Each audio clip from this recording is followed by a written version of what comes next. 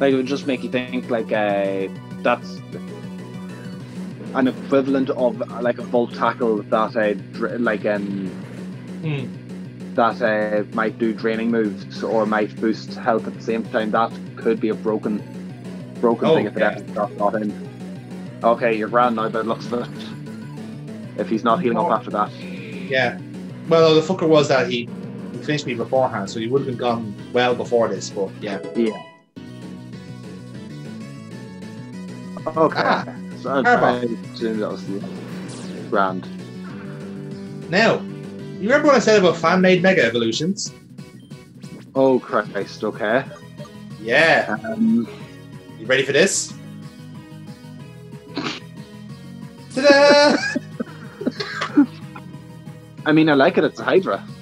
Ah, the slippery snake. Ah, I'm also a slippery snake. I too am a slippery snake. We're all slippery snakes. I mean, they could have done a lot worse. Yes. But they could have done a lot worse, but... Yeah. In all honesty, actually, kind of, I do like that. That could be, oof. Yeah, that can kill you. Like, mechanically, it's a good idea, because the Airbar Key has Intimidate initially, and then a Mega Evolution is also Petrified, which means that, like, immediately your opponent has 2 debuff straight away, which is a great idea. Yeah.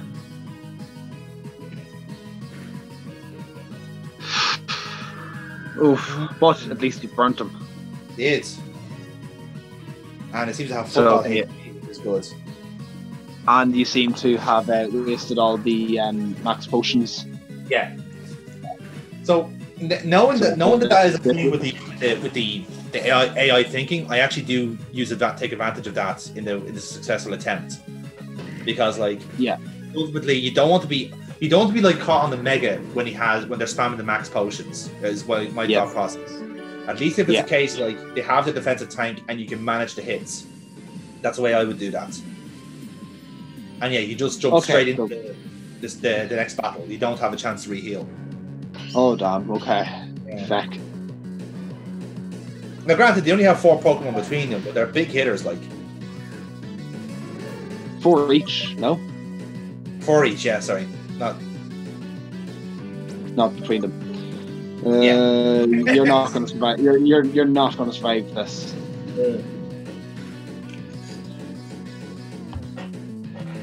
No, you should have used that turn. Should have used that turn to heal someone up. Although, I left a memento. Yep. This is a smart move. Okay, yeah, he's paralyzed, so it'll be fine. Yes. But normally that would be landed to a slaughter. Yes. Naturally. Yeah. It'll be close to the slaughter. Indeed. All right. Yes. Now our trouble is Luberog is dead, so someone has to. You're going to have to revive Luberog in order to survive this. Unfortunately, so. Now the problem with this guy is that he has nasty plot, so like he's immediately like going to kill everybody because of his stupid speed stat. Especially with two nasty plots up. Yeah.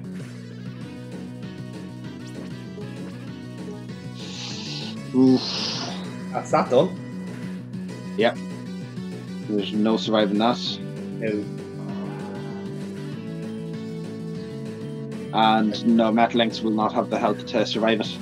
No chance. So yeah, this is me. No, goodbye. Oh. And it missed anyway. Is any proof in the reasoning that Iron Tail can just fuck off? That's it there. No, I think the mistake was trusting that Metalinks could do something. Okay, I can accept that. That is an issue. Okay. So. Do you notice now that Coatlith has an item on him? Nope. No. does not fucking register at all. It's like, what is the problem with that Pokemon? I just can't. It just does. It just seems to have been just overnight turned absolutely shit. Yeah. He's been hanging out with Ventlings too much. That's it. That's it. He's turned me against it. That's what happened. Yeah. Although seeing this and seeing how this gym has worked out gave me an idea for another gym. If another Tate and Liza was to come along, yes, that the gym battle only counts as being won if both opponents are beaten in the same move. Like, that's the win condition. Oh, so like it'd be like in darts, you have to end on a double. Yes. Oh, that's evil. So you have to, if not, they must have another stand out. Like, I do one thing I really enjoyed in this is how creative they were in their gyms. Yeah. But there's okay, there has to be a winning matchup to have them survive this. Yeah. Oof. Well, actually, no, I was tactful here because I wanted to keep Luber Rock for later. I'm after burning up your woman's max potions. You do know they're going to use max potion this turn. Yeah. So. I think that's what I was doing here. Yeah. So that's the last max potion. So now they have no defense. They have no re-heals left. Which again is quite crucial for later on. Now I can't recall if this is a successful attempt or not, but I presume it is.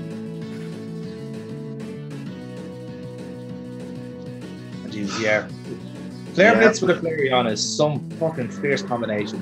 It's great. Yep. Now, here's me. So can you talk me through what your plan is? To be honest, I can't remember what your plan right now. Oh. Yeah. You predicted that anyway. So I can't claim to know which one I go with. I know from with each attempt I kind of try outsmart the tactics each player had. So that was my kind of idea going forward. I know for certain I was keeping the rock to the main event for the sun training. Whereas for the moon one I kind of had him sussed out quite well, which was essentially to just bludgeon him to death. The sun one had a lot more to it because the Pokemon that she had were actually better overall. Yeah. Yeah. You know. Except for the Mega. But I mean, so far, Mega's very bad. So far you're putting up a fair fight. Yeah.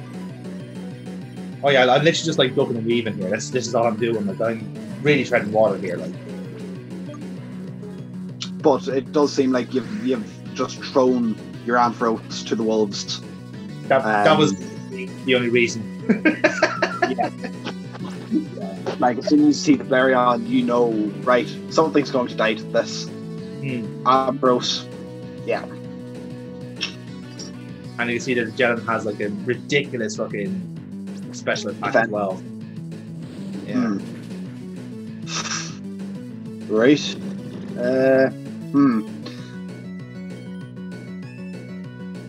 So what have you learnt this time? Again, I can't remember which attempt this is, so I can't tell you. Yeah. Fuck. Oh, well, I think the lesson here is that critical hits will happen eventually. That's the main takeaway from this.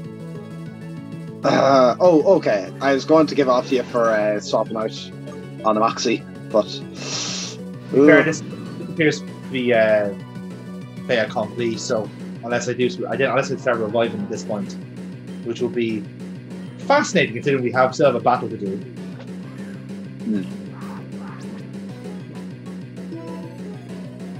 Right, this is me actively seeing those heat-proof work. Right, that the ability is basically it halves fire damage, isn't it? Yeah. Yep. And look, still fails. Still fails. Flareon still lives. Yeah, by fucking 1 HP. That, like, it's, Oh, that's hateful. isn't it? Like, it's terrible. That is hateful. Yeah. So So spend all you've night. clearly been spending days and nights like running head first into a brick wall here. Yes. So, as you notice, Quathlet no longer has an item. So you know this is Okay. this is just an attempt.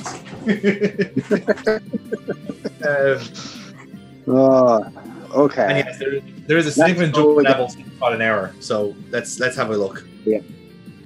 Let's go again. So I've already noticed like Brog is at 47, so he's already climbed up a little bit. Yes. So it is just legit just a case of surviving the Flareon first off. Yeah. Naturally, it does help when you have someone that can take a hit like that, which Blue Barog, it can, you know, based off the ability. And it seems like you're not just throwing Ampharos away. I think I need Ampharos for the second battle, I think. So that's what I think it is. Okay. But now. Yeah, now if we're relying on Blue Barog for the Coatleth, her Coatleth, then you could be a little fucked. Possibly. Remind me of Jellen's type again. It's electric something. It's electric grass. So it's quite grass. Okay. Yeah. Yeah. So it's very special, I think is the best way to put it. Yeah, it is unique. I don't think there is an electric grass type at the minute. No, there is. It's nice the Ultra Beast touch that.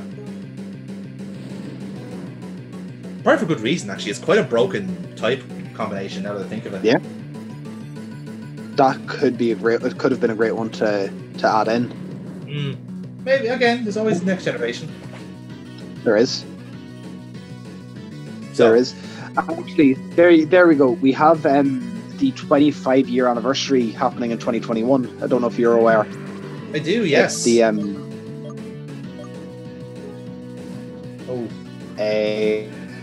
okay. Acrobatics. I mean, it's better, but yeah, not by much. They put out a statement of like there's going to be and there's a unique logo for the 25-year anniversary. Things like that have all been a few days. Yeah.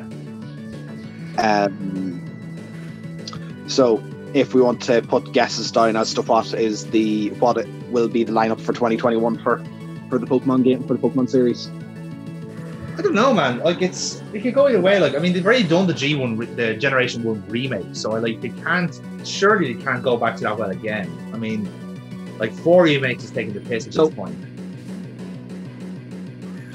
Just taking a look at what they did with Mario had its 35 year this year, and you look at how much Mario got. Like it got, here's all the 3D games on one game cartridge. They had here's the Mario where you have as you know, I can't remember the name of it, but it's like 35 Mario games together that as you beat an enemy, it gets shunted into someone else's game. Incidentally, here is a new Mega Whimsicott.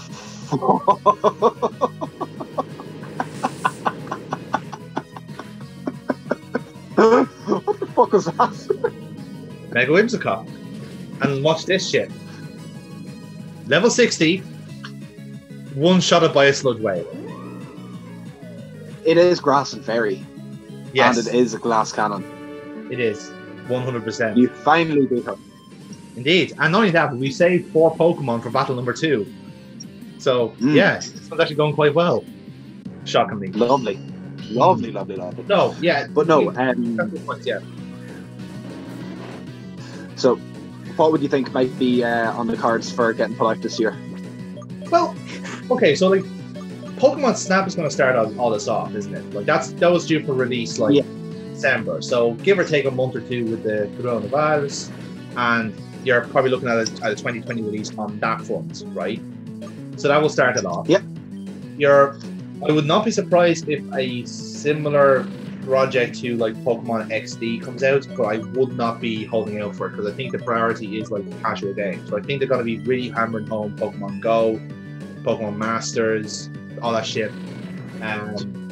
As for a main one, XD I think what we'll have is we'll have more shit for Sword and Shield. Probably another expansion, probably another DLC, maybe an expansion of some description.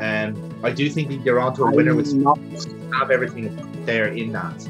So I can't. They're on a winner. They're on a winner with DLC, but I don't think. I think I would worry that we're going to get Gen 9 put out next year. No chance. Look, that's why Sun and Moon were put out, because they hit the 20-year anniversary. That's why we didn't get a Pokemon Z. I guess, but if that's unless they've like been able to untap a little bit more in the Switch, then maybe that they can justify it. I think they've got something good with Sword and Shield at the minute. It'd be a shame to let that kind of like to slither away at the moment. There's normally with the kind of like the data they have on their hands, they can probably tell from like the amount of people playing whether they've reached the kind of like nadir of the game itself. So it's not a case of like, well, looking back on like the previous gen and say like, well, perhaps we didn't let like X and Y get enough credit or enough love, so we jumped the gun with Sun and Moon. At least now you can justifiably say like, well, now we know, we can tell for certain now how long these guys are playing, and at which point have people stopped playing. Crucially, that's the point where you give them something more interesting. And speaking of fantastic! We lost Rick Break. Yeah, cross chop. Get fucking in there. No, do not swap, because you've got your Moxie up. Don't swap. A poison fighting. I've no weapons against that. I'd have even at least tried a strength out on him, but fair enough. No chance. Especially considering like he is like predominantly fighting. And his ability is that he can poison as well. Dick move. Yeah. But yeah, no, I'd absolutely say we're going to see Snap this year. Yeah. We might see either a Let's Go Johto or a Let's Go Sinnoh. I'm really not. I wouldn't. I really, really wouldn't. Now, what they could do is it is agreement for a Detective Pikachu game as well. Could be Detective Pikachu. Could be Pokemon Conquest. Conquest, maybe. I'd say Detective Pikachu is more likely. If I'm just kind of guessing, like what they would want to bring out, like if they're gonna bring out a mainline game, I think it would be like a Let's Go. But I think like you can still get enough life out of Sword and Shield if you just give like 2 massive DLC packs. Whereas you complete out, you fill out the Pokédex, you give them all like new toys to play with, basically, and that will get people back playing Sword and Shield. But that's probably the pattern at the moment. Once the DLC comes out, everyone tries it out, everyone likes it, and then moves on to other games. So I'd say that's what they should do on that front. I do agree with you, though, they will probably want to do something big for the 25th anniversary. This could be a reason to port everything to the Switch, to have the kind of virtual console idea. Whether they'll do that or not now is a new question, because that kind of like with the Pokemon Home setup, you'd want to think that they can do that. They'd want to do that, rather. Yeah. So that's a possibility. I could see them putting a fair amount of back catalogue, like the Pokemon Pinball, the Pokemon trading card game from the Game Boy, bringing that kind of shit up to the virtual console. Yeah, that'd be a nice idea. Have it as a package deal. Like you get like pinball, trading card game, and puzzle challenge all in one block for like $5 bucks, whatever it is, and then do the same like for like the Generation 2 like batch of like side games, let's say, or the Gen 3 and Gen 4, whatever it is. Having I think Pokemon XD should be a no-brainer on that front. Like have them imported to the Switch. XD wasn't Game Freak. XD was a third-party game. But still owned by Nintendo, So- though. They can still justifiably import it to Switch.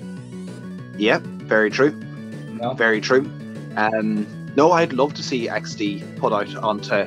Like, I'd love to see it because I think that it's one game that could have done with more love. Yeah. And I think it's quite underrated in the realm of Pokemon games. Yeah,